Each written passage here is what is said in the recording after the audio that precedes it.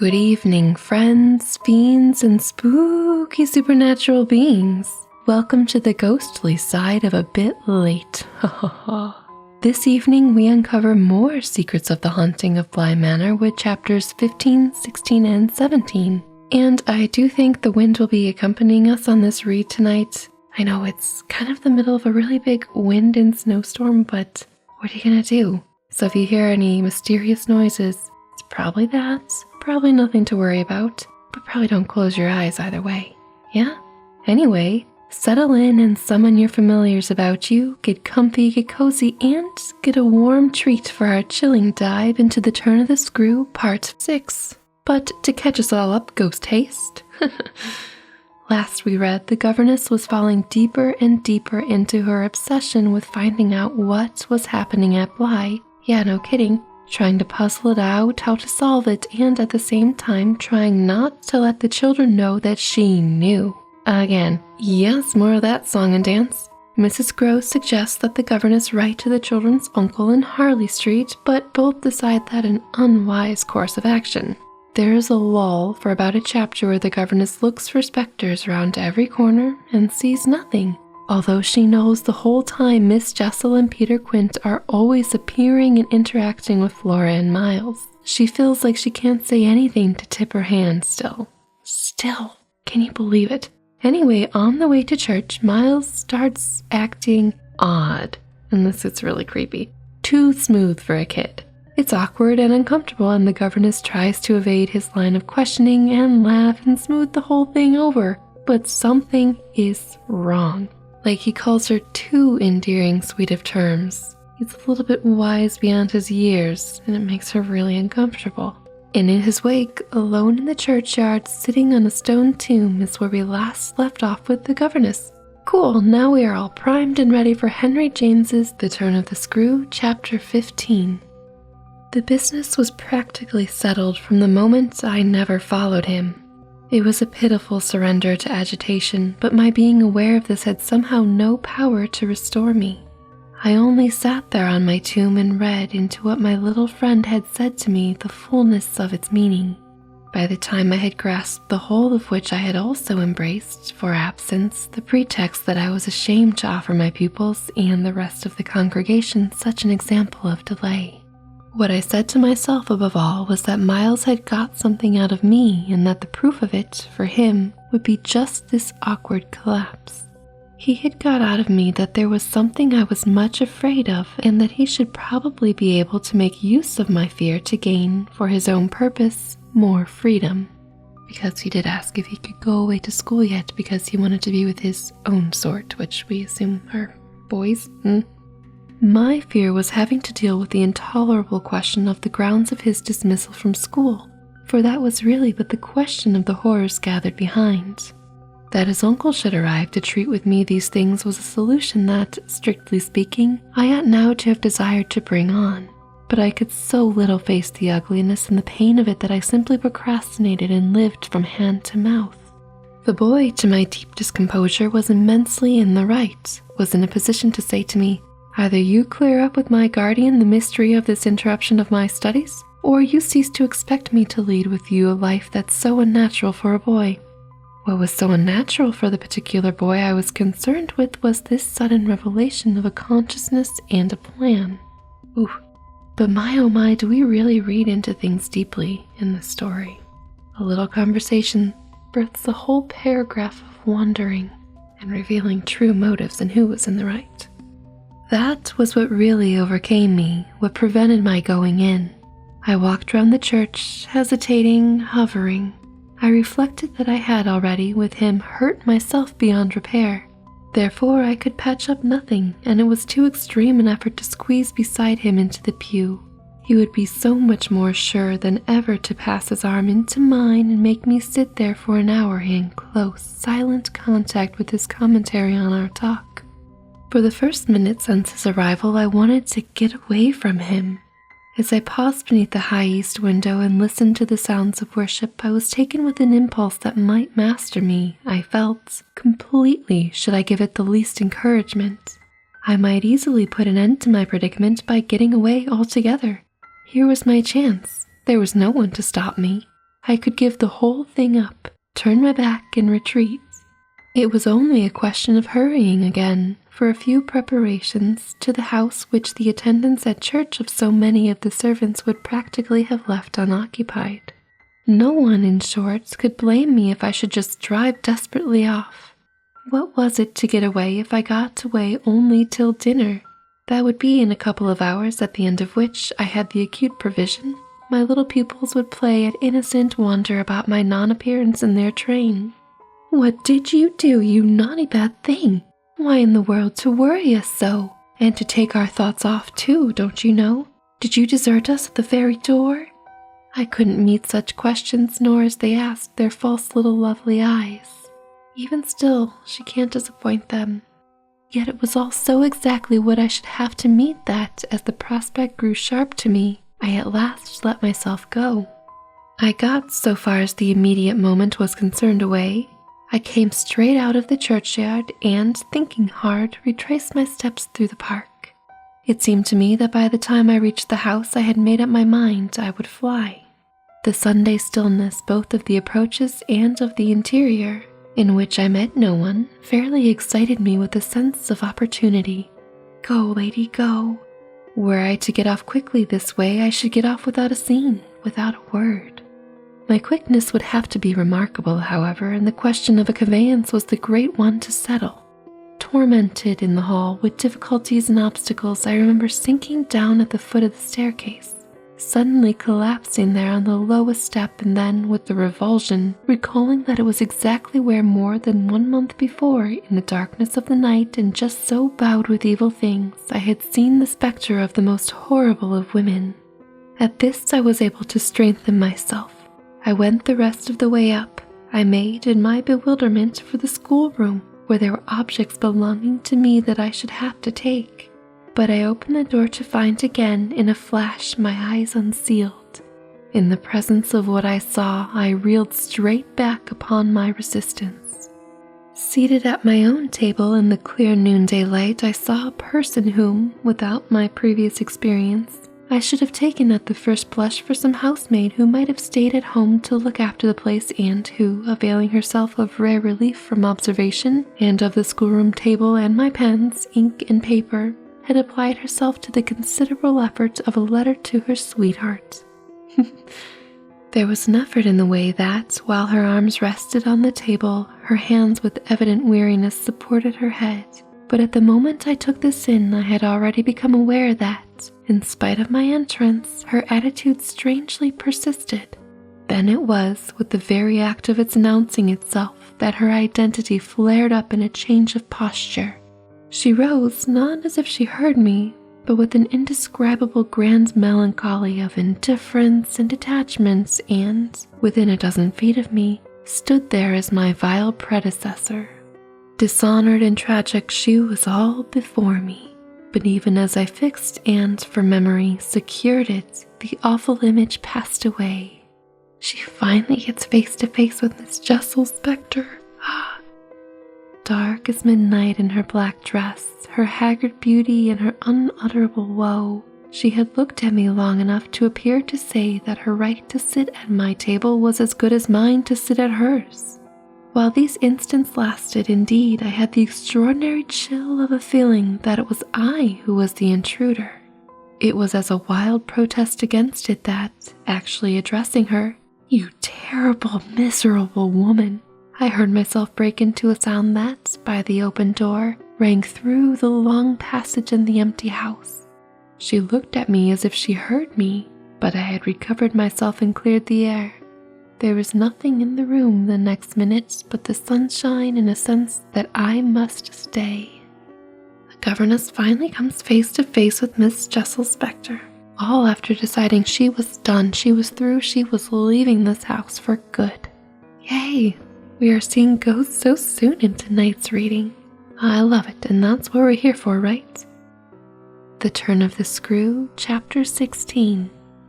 I had so perfectly expected that the return of my pupils would be marked by a demonstration that I was freshly upset at having to take into account that they were dumb about my absence. Instead of joyfully denouncing and caressing me, they made no allusion to my having failed them, and I was left, for the time, on perceiving that she too said nothing to study Mrs. Gross's odd face.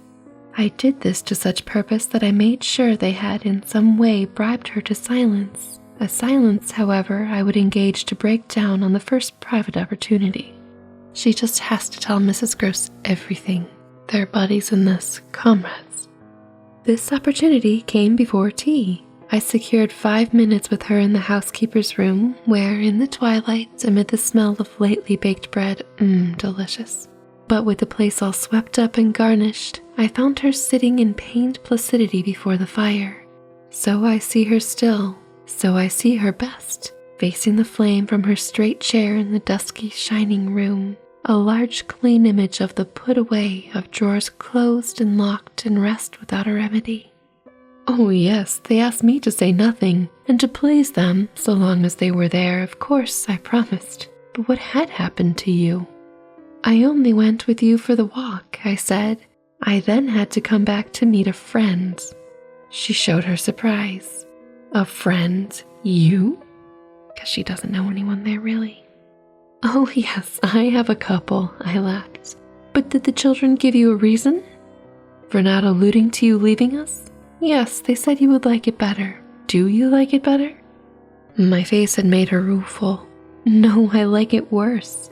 But after an instant I added, did they say why I should like it better? No, Master Miles only said, we must do nothing but what she likes. I wish indeed he would, and what did Flora say? Miss Flora was too sweet, she said. Oh, of course, and I said the same. I thought a moment. You were too sweet, too. I can hear you all. But nonetheless, between Miles and me, it's all out now. All out? My companion stared. But what, miss? Everything. It doesn't matter. I've made up my mind. I came home, my dear, I went on, for a talk with Miss Jessel. I had by this time formed the habit of having Mrs. Gross literally well in hand in advance of my sounding that note, so that even now, as she bravely blinked under the signal of my word, I could keep her comparatively firm. A talk? Do you mean she spoke? It came to that. I found her on my return in the schoolroom. And what did she say? I can hear the good woman still in the candor of her stupefaction. That she suffers the torments? It was this, of a truth, that made her, as she filled out my picture, gape. Do you mean, she faltered, of the lost? Of the lost, of the damned. And that's why, to share them, I faltered myself with the horror of it. But my companion, with less imagination, kept me up. To share them, she wants Flora. Mrs. Gross might, as I gave it to her, fairly have fallen away from me had I not been prepared. I still held her there to show I was. As I've told you, however, it doesn't matter. Because you've made up your mind, but to what? To everything. And what do you call everything? Why, sending for their uncle. Really? Wow. Oh, miss, in pity do, my friend broke out. But I will. I see it's the only way. What's out, as I told you, with Miles is that he thinks I'm afraid to, and has ideas of what he gains by that. He shall see he's mistaken. Yes, his uncle shall have it here from me on the spot, and before the boy himself, if necessary, that if I'm to be reproached with having done nothing again about more school— Yes, miss, my companion pressed me. Well, there's that awful reason. There were now clearly so many of these from my poor colleague that she was excusable for being vague.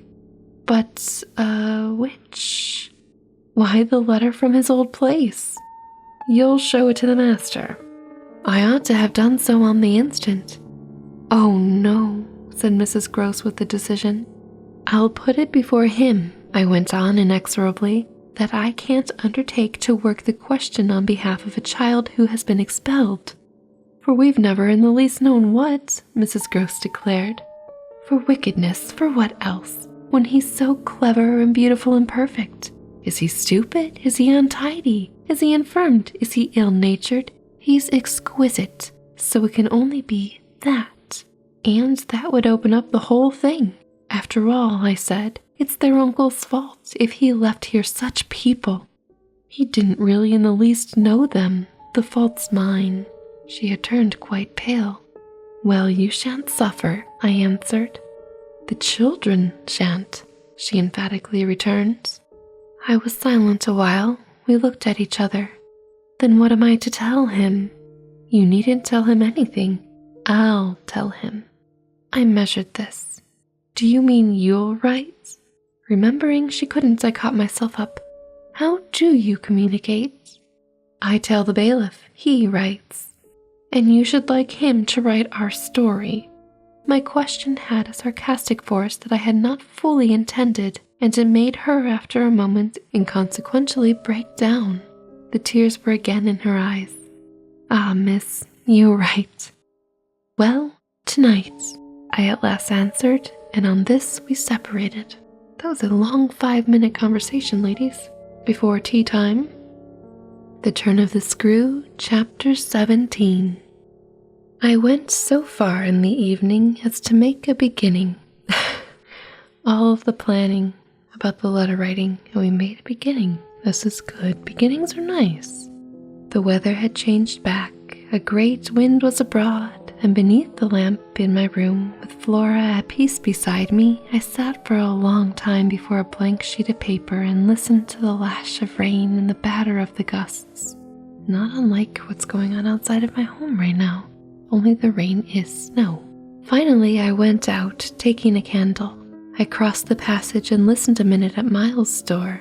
What, under my endless obsession, I had been impelled to listen for was some betrayal of his not being at rest, and I presently caught one, but not in the form I had expected.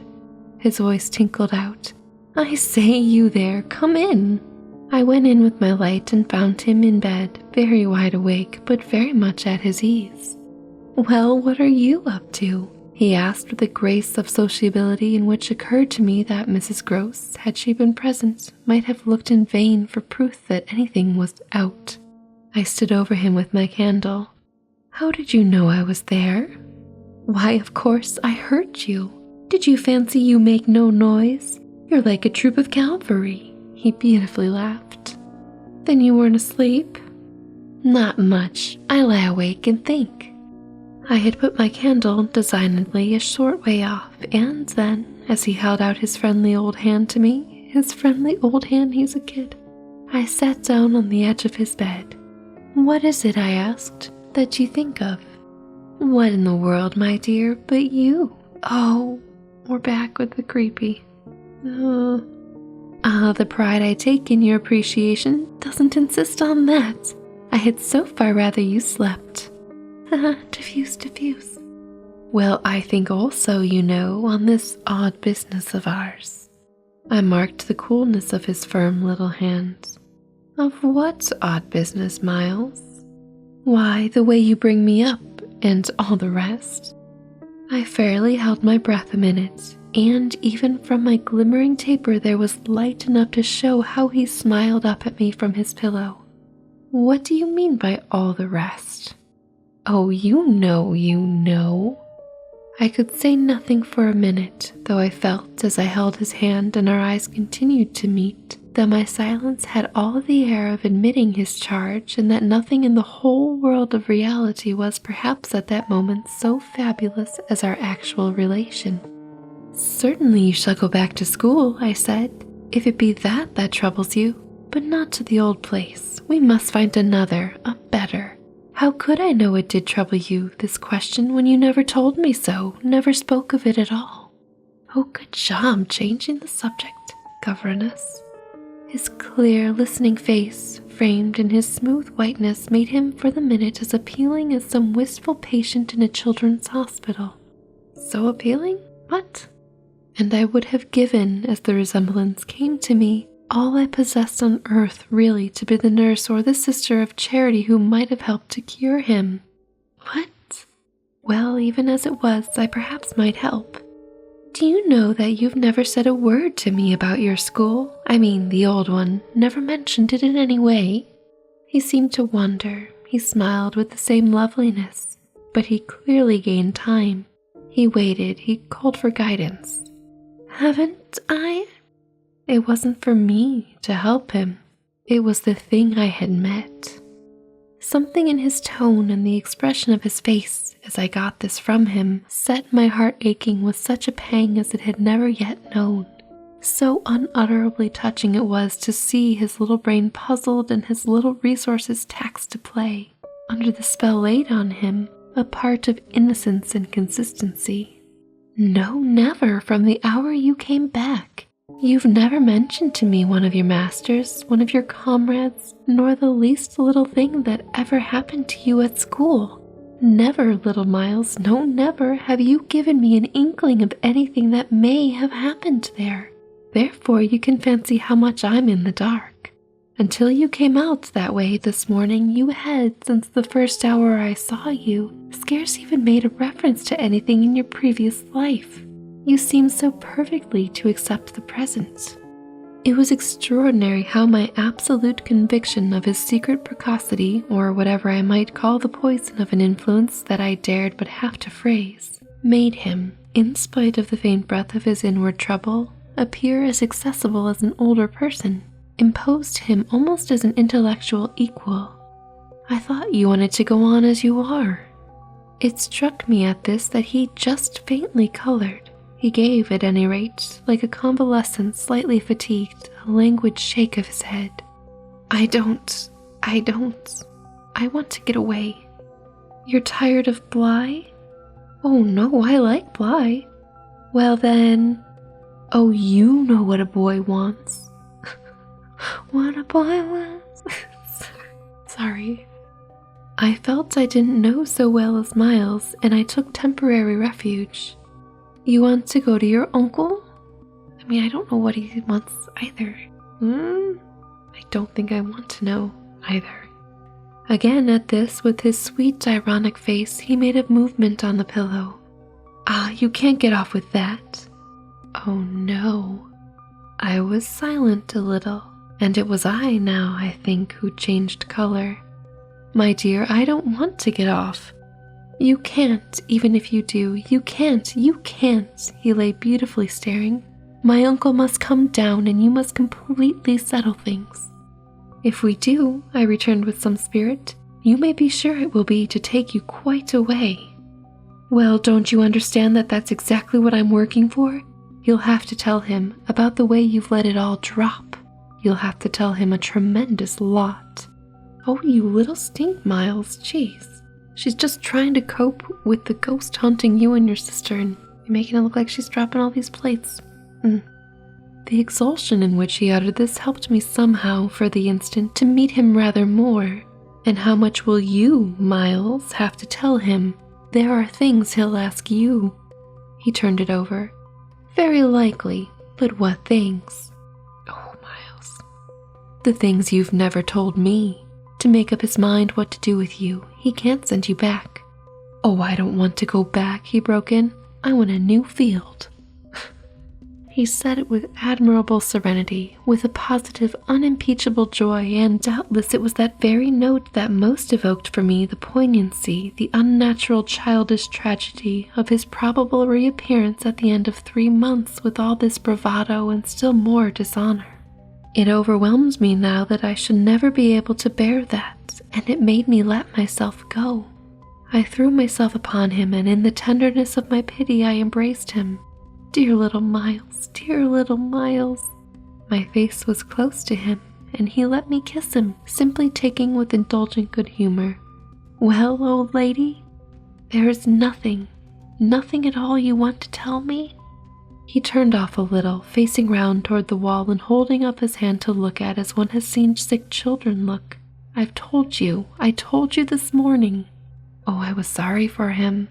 That you just want me not to worry you? He looked round at me now as if in recognition of my understanding him. Then, ever so gently, to let me alone, he replied. There was even a singular little dignity in it, something that made me release him, yet, when I had slowly risen, linger beside him. God knows I wished never to harass him, but I felt that merely at this to turn my back on him was to abandon him, or, to put it more truly, to lose him. I've just begun a letter to your uncle. I said. Well, then finish it. I waited a minute. What happened before? He gazed up at me again. Before what? Before you came back, and before you went away. For some time he was silent, but he continued to meet my eyes. What happened? It made me the sound of the words in which it seemed to me that I caught for the very first time a small, faint quiver of consenting consciousness. It made me drop on my knees beside the bed and seize once more the chance of possessing him. Dear little Miles, if you knew how I want to help you. It's only that, it's nothing but that, and I'd rather die than give you a pain or do you a wrong. I'd rather die than hurt a hair of you, dear little Miles. Oh, I brought it out even now that if I should go too far, I just want you to help me save you. But I knew in a moment after this that I had gone too far. The answer to my appeal was instantaneous, but it came in the form of an extraordinary blast and chill, a gust of frozen air and a shake of the room as great as if, in the wild wind, the casement had crashed in. The boy gave a loud, high shriek which, lost in the rest of the shock of sound, might have seemed indistinctly, though I was so close to him, a note either of jubilation or of terror. I jumped to my feet again and was conscious of darkness. So for a moment we remained, while I stared about me and I saw that the drawn curtains were unstirred and the window tight. Why, the candle's out, I then cried. It was I who blew it, dear, said Miles. And on that windy, stormy, emotional note, in the dark, because the candle has just been blown out, we will end tonight's reading of The Turn of the Screw, chapters 15, 16, and 17. I hope that this story has kept the chills away from you and has kept you sufficiently entertained. We got to meet a ghost tonight, yes, and we confronted Miles finally, well, kind of, about knowing that we know what he knows. Kids playing games, but it's not just him, is it? Da-da-da. We are more than halfway done with this tale now, friends and fiends. And if you're enjoying it, please do let me know in the comments below. I think for the next one I will definitely be making a big old pot of tea. But hey, it was nice to chat with you or chat to you, and I hope whatever you're working on is going really well. It's turning out beautifully, or creepily, probably is a better word. But off to sleep and dream what you will, or stay a while and enjoy another tale. Whichever you choose, I'll speak to you again, and until then, stay spooky, my friends. Good night.